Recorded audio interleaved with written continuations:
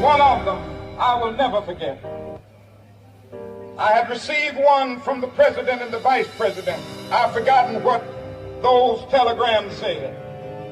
I received a visit and a letter from the governor of New York, but I've forgotten what that letter said. But there was another letter that came from a little girl, a young girl, who was a student at the White Plains High School. And I looked at that letter, and I'll never forget it. It said simply, "Dear Dr. King, I am a 9th grade student at the White Plains High School." She said, "While it should not matter, I would like to mention that I'm a white girl. I read in the paper of your misfortune and of your suffering. And I read that if you had sneezed, you would have died. I'm simply writing you to say that I'm so happy that you didn't sneeze. I want to say tonight that I too am happy that I didn't sneeze, because if I had sneezed, I wouldn't have been around here in 1960. And students all over the South started sitting in at lunch hours. And I knew that as they were sitting in, they were really standing up for the best in the American dream, and taking the whole nation back to those great wells of democracy, which were dug deep by the founding fathers in the Declaration of Independence and the Constitution. If I had sneezed, I wouldn't have been around here in 1962. The Negroes in Albany, Georgia, decided to straighten their backs up. And whenever men and women straighten their backs up, they are going somewhere, because a man can't ride your back unless it is bent. If I had sneezed, I wouldn't have been here in 1963. Black people of Birmingham, Alabama, roused the conscience of this nation, brought into being the Civil Rights Bill. If I had sneezed, I wouldn't have had a chance later that year in August to try to tell America about a dream that I had had. If I had sneezed, I'm happy tonight. I'm not worried about anything. I'm not fearing any man. Mine eyes have seen the glory of the coming of the Lord.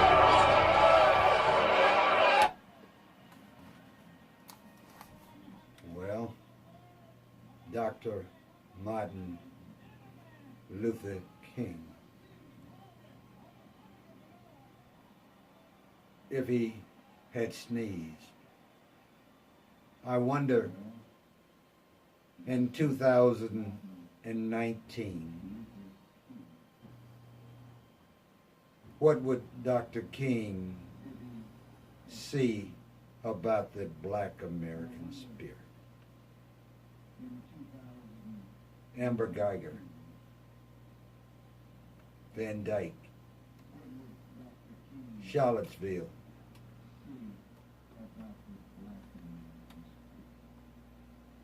New York City, Missouri, Florida,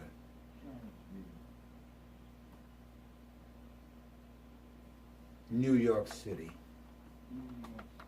Minnesota, Sacramento, California.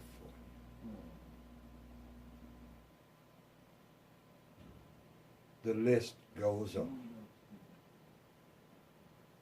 South Carolina, Los Angeles, California,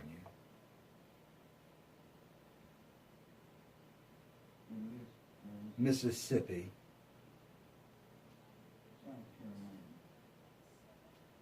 what in the world would Dr. King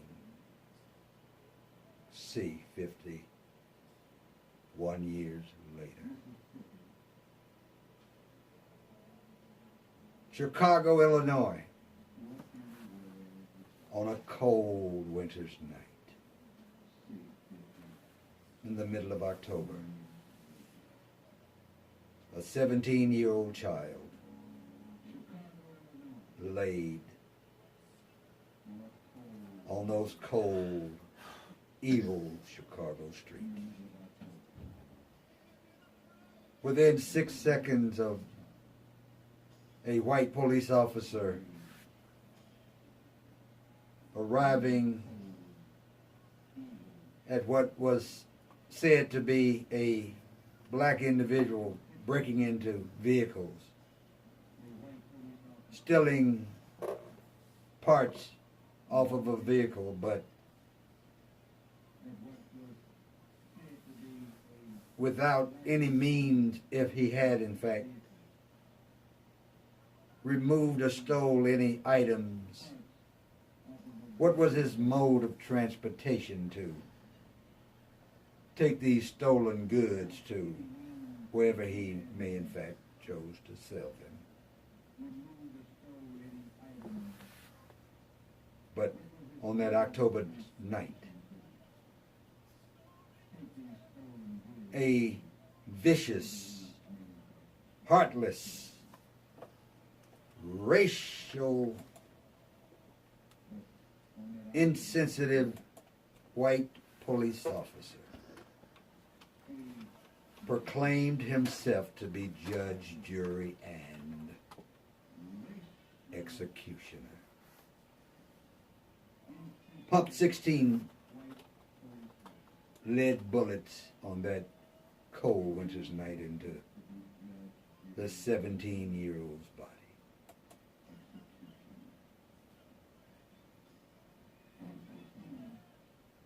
The nation, the world, everybody said, what an evil,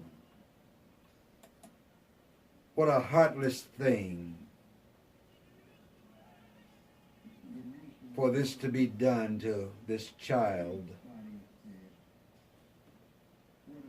Black folks, green folks, orange folks, they all had utter disgust on this cold winter's night as this black child bled drip by drip. His blood ran into the streets of Chicago. This evil police officer and his minions saw fit to not even try to administer aid or comfort. I know that when I use the word minion, a lot of you may wonder as to what a minion is. Well, I'm going to ask my bride if she would give you what the definition is, and I will continue my orientation or my oration of what Dr. King would believe is happening in America today. The definition of a minion that you often use, Ray, I often wondered why, but it's a follower or underling of a powerful person, especially a servile or unimportant one.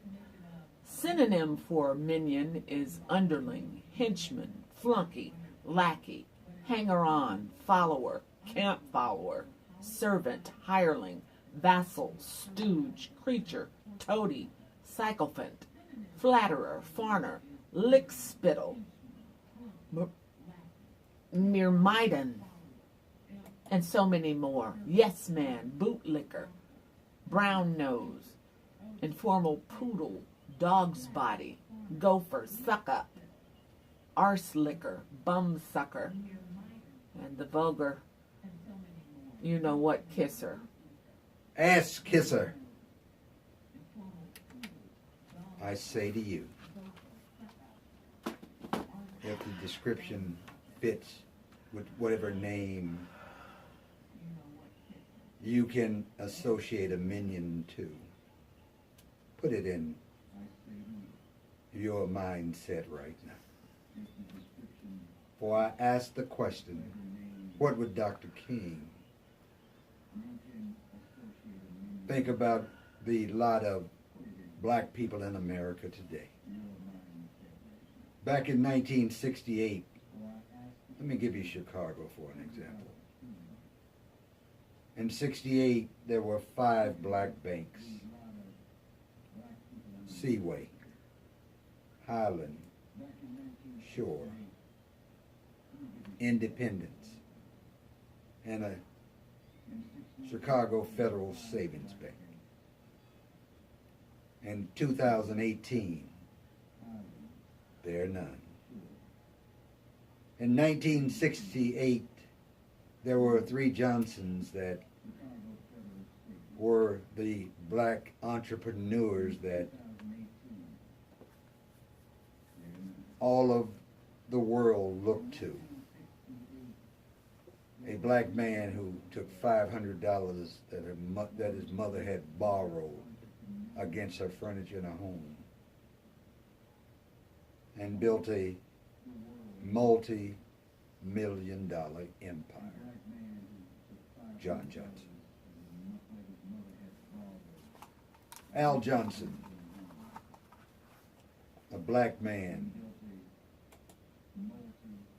that the good, kind, wholesome people out of Detroit at General Motors had bestowed the honor of him selling their most prestigious automobile, the Cadillac.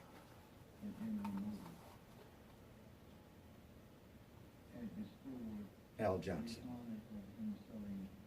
Then there was George Johnson, black man, built a beautiful complex based on supplying products of beauty to African Americans. Soft sheen, excuse me, Afro sheen products. George Johnson. Then there was a man named Gardner, who was an educator in Chicago, decided he would make some black hair care products and market those to people of color in Chicago. And he formed Soft Sheen, known worldwide as a product that blacks could use on their super curly hair. White people call it nappy hair and gave it a certain amount of texture. Right here in Chicago. Then there was a product called Luster Products. A barber decided that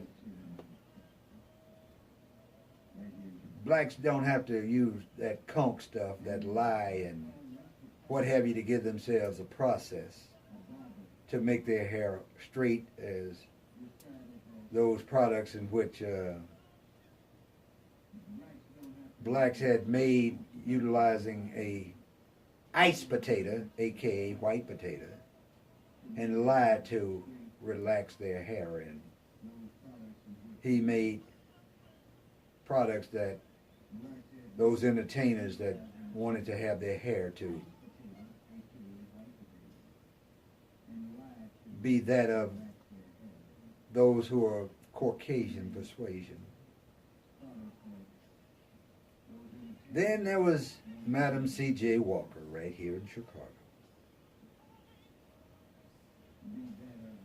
Made products that black folks would have tether and other things that affected their hair, and women that wanted to have their hair in a straight manner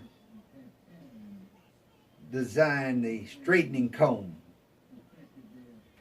right here in Chicago in '68. Then you think about R.L. Dukes of Dukes Oldsmobile. Then you think about Chuck White Buick in '68 was here in Chicago. You look around and go down to Harvey, Illinois, and there was a man who sold Chrysler automobiles with little profit. Harvey Chrysler Plymouth.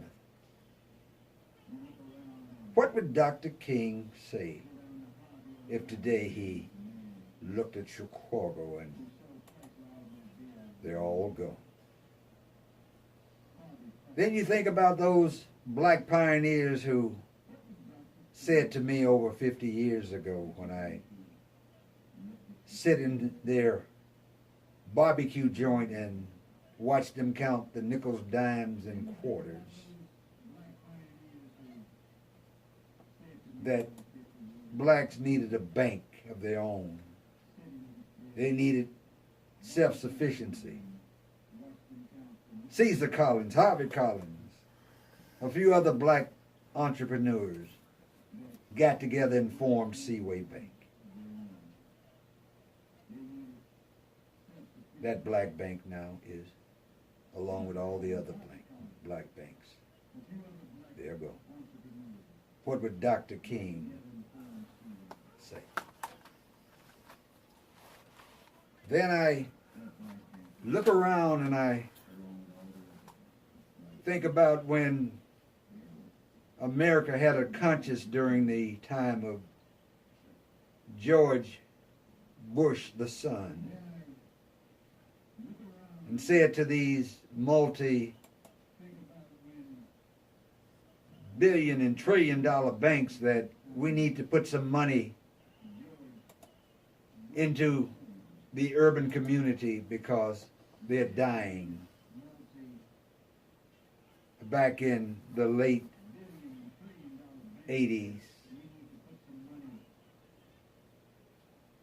the 90s, in the early 2000s, those banks decided they didn't want to be bothered with reinvestment into the black community. But the government said, you must reinvest some of those billions and trillions of dollars that we put in your hands to keep the economy of the world going. You must invest in the inner city. So a big bank like the Northern Trust,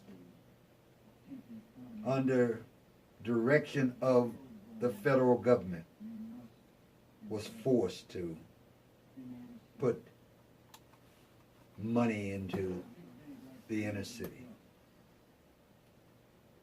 But they said they didn't want to be bothered with the nickels, dimes, and quarters that black people would need in order to supply the starter fund or the incubators necessary to start a growth in the inner city. So the Northern Trust built a great big building where R.L. Dukes Oldsmobile used to be, and said, we are not going into the inner city and be bothered with this. So the good, kind, wholesome people at the Northern Trust took millions and millions of dollars and said, let's give it to these little black banks. In one main little black bank in Chicago called Shore Bank. It used to be South Shore Bank, but it became Shore Bank. Urban Partnership. And the Northern Trust gave Urban Partnership a bunch of this money and said, you handle the loans. You do the due diligence.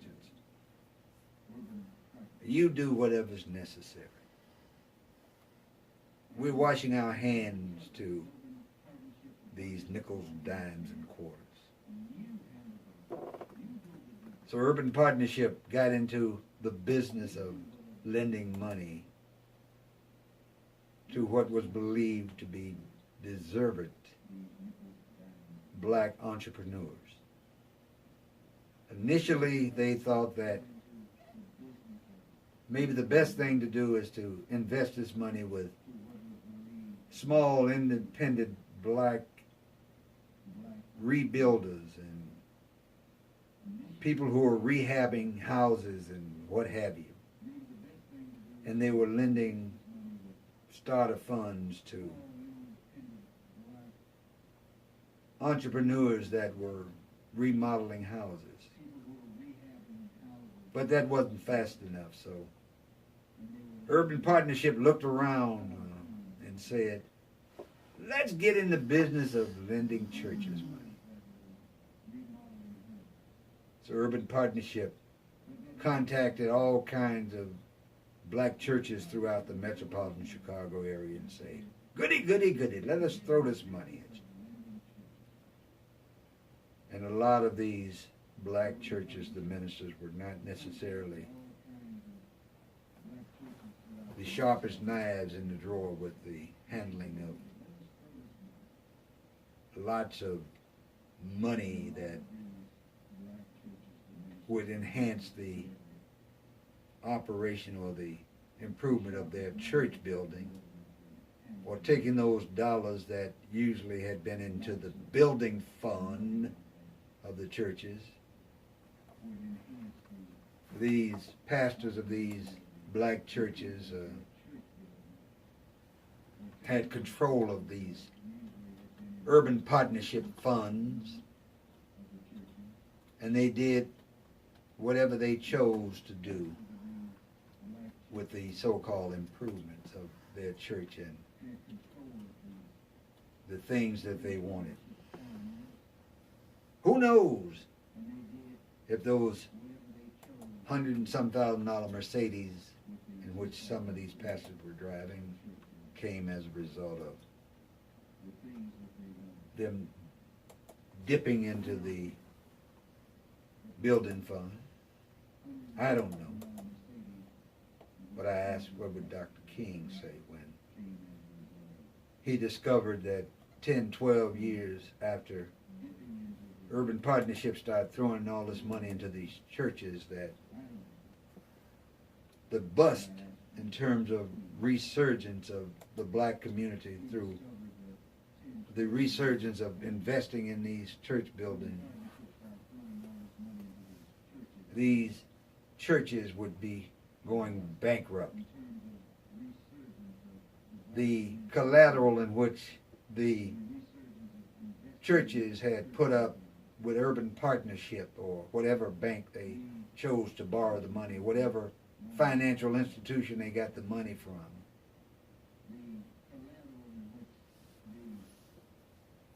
basically would dry up. The membership in the pews would be greatly reduced. The job force in which people had been working, making money, that could put money into the coffers of the church to pay this debt back to Urban Partnership or whatever bank they borrowed the money from, would dry up. All of a sudden, all over the city of Chicago, north side, south side, east side, west side, you would hear these horror stories about this church or that church is upside down, underwater, the bank is knocking at the door, saying, pay up your deadbeat or get out into the streets. What would Dr. King say when he see that the church buildings all over Chicago, doors are being shuttered, and the good, kind, wholesome people at the Northern Trust or whatever other large bank that had, by decree of the federal government, put money back into the black community for the revitalization of that area, had all went into dust. What would Dr. King say? What would Dr. King say when he see that people living from 10th Street or 12th Street all the way down to the city's edge are at the door of being thrown out into the streets? What would Dr. King say when people on Section 8 or whatever public assistance they're on are told that they got to go to Rockford or Moline or East St. Louis or somewhere to live because they won't be able to stay in Chicago because they're broke. They have no money. They have no job. On yesterday, my wife and I talked to a minister who is basically looking at an area that at 12th Street and Roosevelt Road, which is right at the Dan Ryan entryway, Halstead there. And there's like 90 to 100 people who are staying in a place called Tent City. And Tent City is an area underneath the overpass, underneath the elevated structure of the Dan Ryan, where these people stay, and they're in these shabby summertime tents that you would go to the beach or go to the park and rest in an overnight accommodation when it's 90 degrees in the shade, but today it's 10 below with wind chill. And the minister said to my wife and myself that I had to go to Home Depot and get some heaters for these people, because if not, they will perish. And I asked the question of the minister, are these the same people that used to be under the overpasses or on the lower Wacker Drive? And he said, yes, they are. And I thought about, what did the city of Chicago do to these who are the least of us? They went in the middle of the night, gathered their stuff and threw it into city garbage dump, city garbage trucks. They wet down the area in which they stayed and tell them to move on. There's no room even under Lower Wacker for you. And I asked this minister on yesterday, why haven't the state done that? He said because maybe they haven't put a task force together to say that the black people or the white people or the occupants of Tent City is some kind of nuisance. And because they are on state property right now, the city is not authorized or can't do anything to make them move. What would Dr. King say about Chicago today? What would he say about America? The whole federal government is in disarray. 25% of the federal workforce is furloughed or asked to work without money, without any pay. Zeros on the check. Dr. King went to Memphis to say to the politicians, to the higher order, pay a decent wage to everybody that worked for the city of Memphis, and he died. What would Dr. King say when 3 police officers are acquitted of crimes and a judge, and that bothers me to no end when I hear it, a county judge who had a 20-year-long relationship with one of the police officers who were on trial, attorney,